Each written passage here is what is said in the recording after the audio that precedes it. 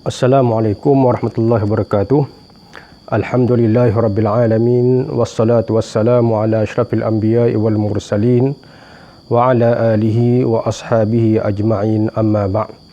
InsyaAllah malam ni saya akan ulas sedikit berkenaan dengan dakwaan ataupun tahmahan ataupun poin yang dimainkan oleh golongan RBA.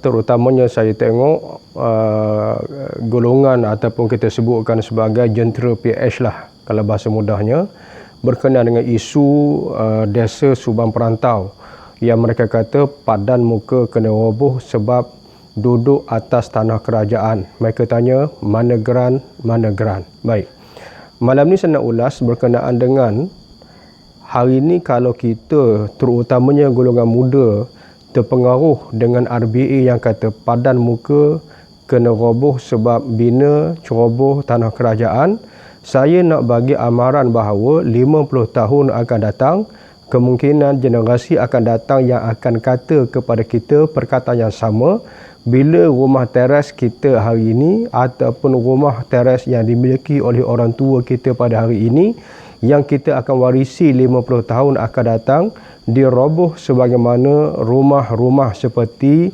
dulunya di Kampung Belembang, termasuk di Taman Datuk Harun dan seumpamanya, termasuk terkini di Sungai Kedondong, kemudian terkini lagi ialah di Sungai Pelempas ataupun Desa Subang Perantau. Jadi saya nak ulas sedikit perkara yang saya telah sebut pada tahun 2008, 12 tahun dahulu, berkenaan dengan isu undang-undang yang banyak alih tiang gol yang menjadikan hari ini penduduk pribumi semakin terhakis di bumi sendiri disebabkan oleh undang-undang dan sistem. Jadi saya minta pendengar sekalian memahami satu demi satu sejarah dan poin yang saya akan sebutkan kenapa perkara ini berlaku pada hari ini. Yang pertamanya ialah dulu kita mengamalkan undang-undang Islam yang dikenali sebagai hukum ataupun undang-undang Ihyaul Mawad.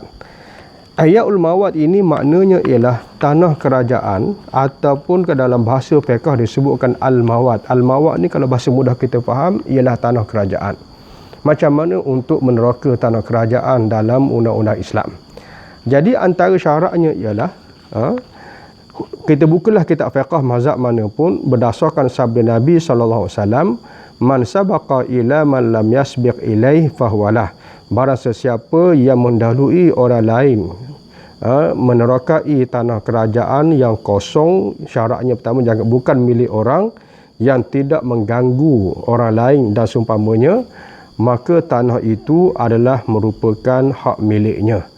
Jadi ini undang-undang Ihyaul Mawad dan inilah undang-undang kita sebelum daripada Inggeris memasukkan undang-undang yang dinamakan sebagai Torrens System yang akhirnya dikenali sebagai kanun tanah negara. Baik. Dulu kita mengamalkan apa yang dikenali sebagai kanun tanah Terengganu, kanun tanah Melaka dan seumpamanya. Saya baca contoh nas dalam kanun tanah Melaka ya.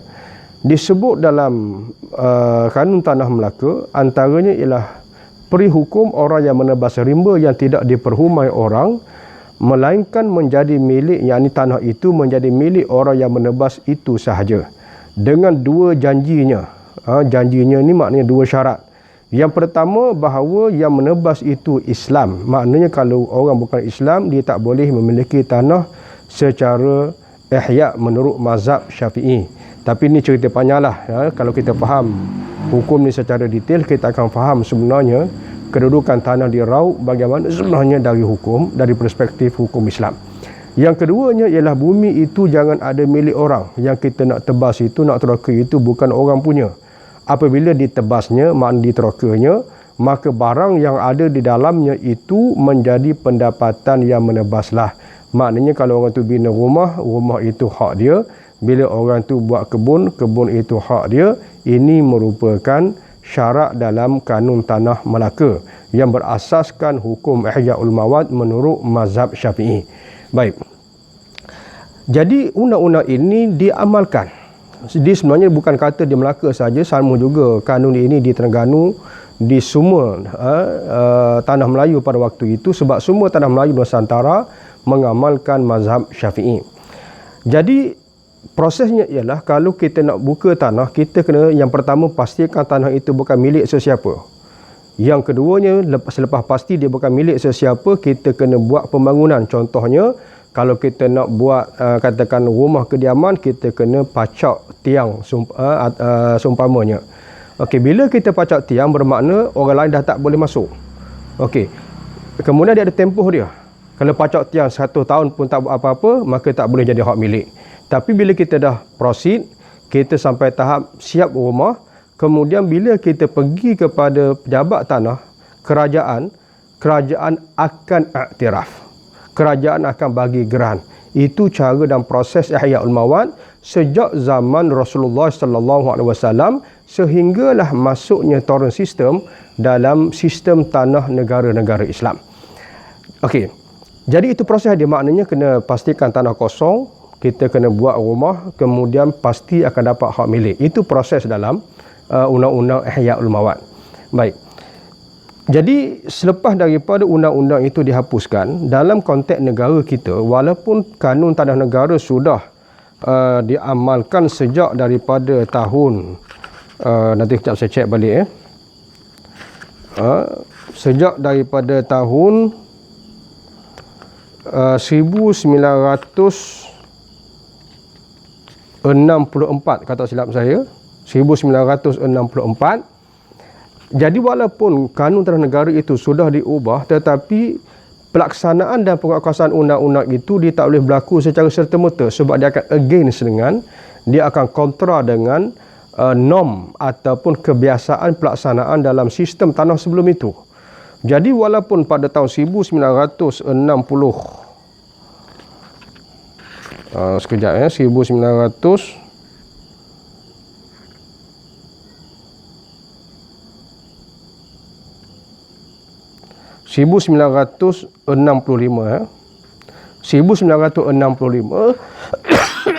sewaktu National Land Code menjadi undang-undang rasmi, kita menggantikan semua kanun-kanun tanah Islam sebelum itu, kesan tidak dirasai pada tahun 1965. Kesannya dirasakan 20 hingga 30 tahun selepas itu, terutamanya apabila di zaman Tun Dr. Mahathir dia telah menggubat, membuat perubahan terhadap beberapa kanun tanah, antaranya pada Seksyen 48 Kanun Tanah Negara yang berbunyi tiada hak milik tanah kerajaan boleh diperolehi secara pemilikan, pendudukan tak sah atau pendudukan di bawah mana-mana lesen untuk mana-mana tempoh sekalipun.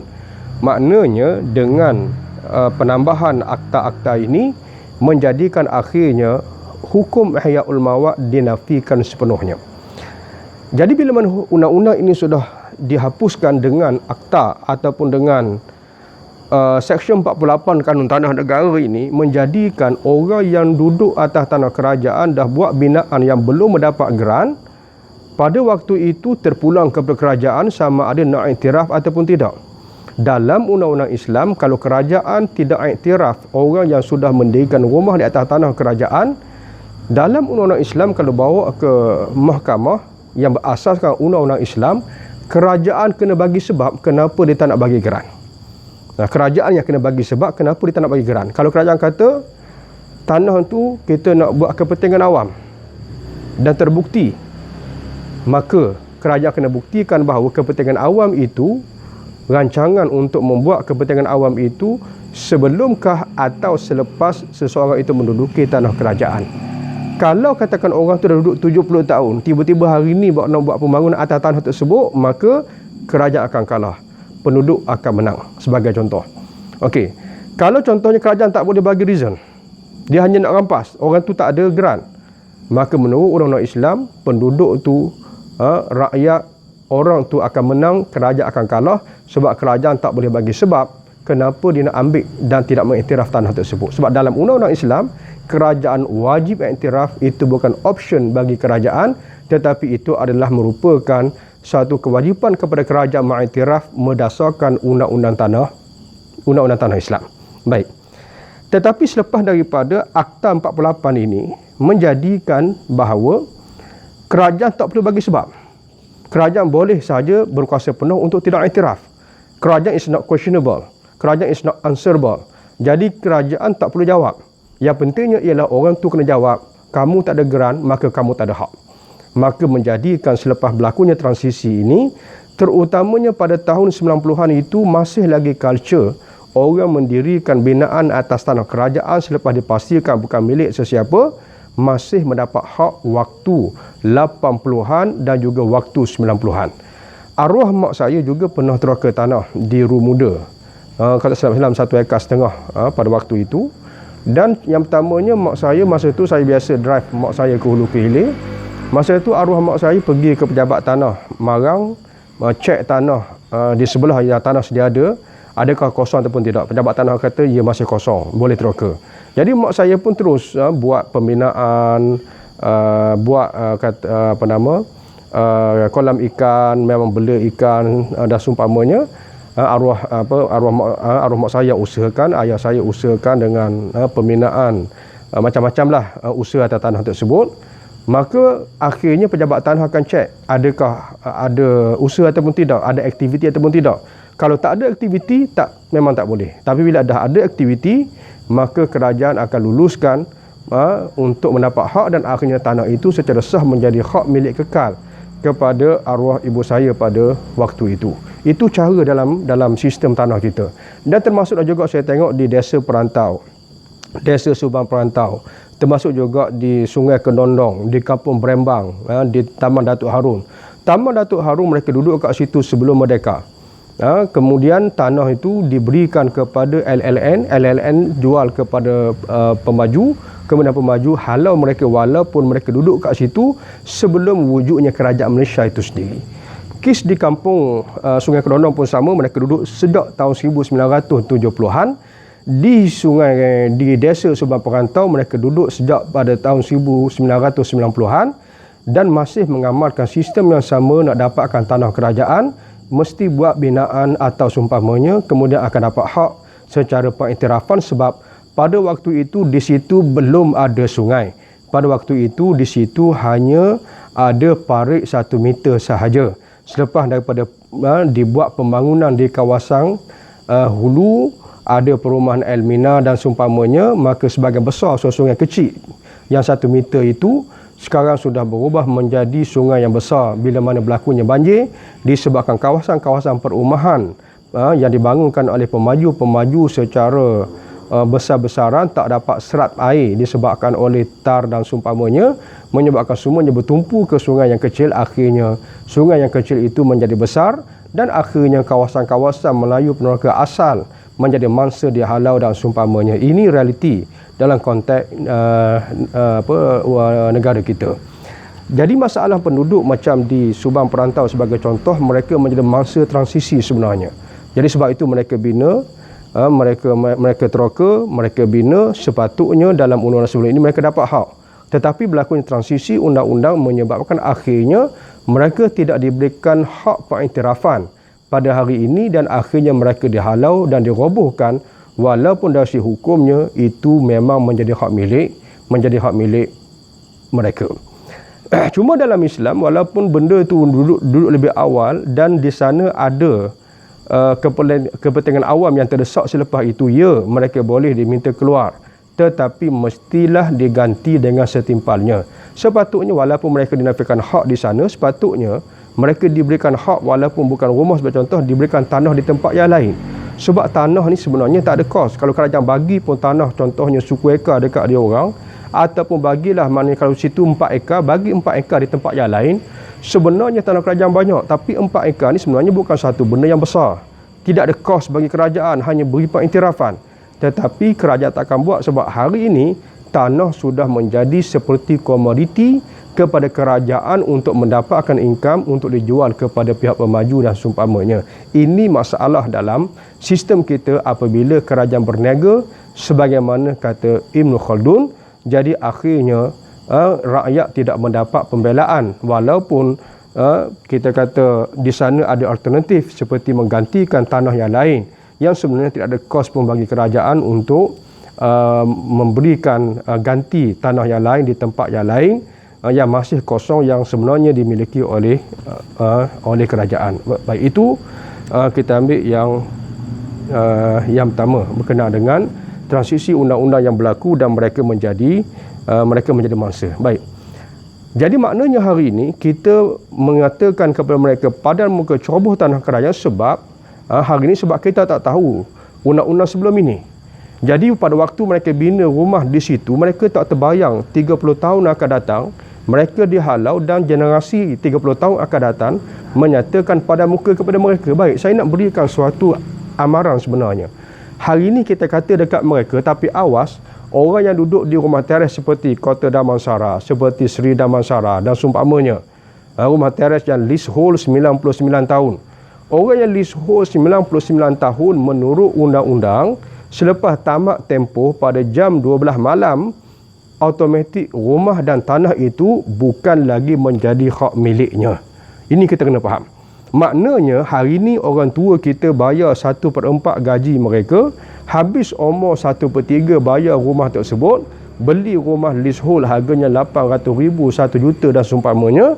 Kita kena ingat pada waktu habis tempoh pada jam 12 malam, automatik rumah dan tanah itu menjadi hak milik kerajaan. Kalau kerajaan pada waktu itu bukan kerajaan yang bangsa kita ataupun mungkin bangsa DAP sebagai contoh, saya tak pelik. Pada hari itu mereka pemerintah, mereka kata kami tak akan luluskan untuk sambung tenor dia. Ataupun pada waktu itu kami lulus tapi premium untuk tanah tersebut mungkin 300,000. Lulus tapi 300,000 pada waktu itu kita tak mampu bayar premium. Menurut undang-undang, kita terpaksa keluar daripada rumah tersebut. Bila kita masih di situ selepas jam 12 malam, kita adalah penceroboh tanah kerajaan sebenarnya. Jadi pada waktu itu, kalau kita tak mampu bayar premium, kita terpaksa keluar secara terhormat. Baik. Menyebabkan mungkin bangsa lain lebih kaya daripada kita, mereka mampu bayar premium, mereka akan sambung hak milik rumah kita walaupun arwah ayah kita hari ini membeli rumah tersebut dengan gaji dihabiskan 1/4 bayar installment, 1/3 umur tiap-tiap tahun selama 30 tahun untuk bayar installment rumah tersebut. Tiba-tiba kita yang generasi 50 tahun akan datang tak dapat hak. Pada waktu itu kita akan dihalau sebagaimana orang kampung Brembang dulu dihalau, sebagaimana Taman Datuk Harun dihalau, sebagaimana orang Sungai Kedondong kena halau, sebagaimana hari ini orang desa perantau, desa Subang perantau kena halau.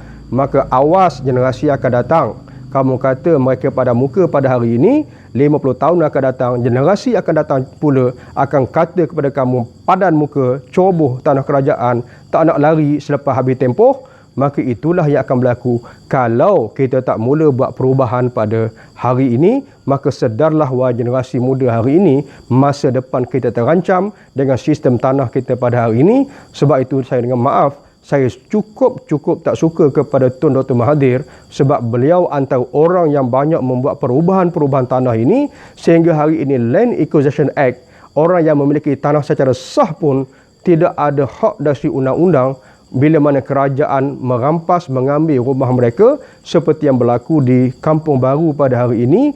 Cuma mereka tak berani dari segi culture hari ini untuk rampas begitu sahaja, tetapi dari segi undang-undang mereka boleh rampas hak pemilik Kampung Baru berdasarkan Land Acquisition Act yang dibuat di zaman Tun Mahathir menjadi PM. Ini kesedaran yang sepatutnya semua generasi kita pada hari ini perlu faham situasi, perlu faham undang-undang, siapa yang buat undang-undang dan apa hak kita dari segi undang-undang, dan kita juga kena faham hak kita dari segi hukum dan bagaimana undang-undang itu sebenarnya bercanggah dengan hukum yang perlu kita tentang habis-habisan sebab ia melibatkan hak dan masa depan kita. Dan terakhir saya nak sebutkan secara tegas bahawa bumi ini adalah punca kuasa, ia bukan sahaja merupakan nilai komersial. Kalau kita orang Melayu lahir di sini, datuk kita, nenek kita, moyang kita lahir di sini, tapi kalau kita tak ada tanah kediaman, kita akan menjadi pelarian di bumi sendiri.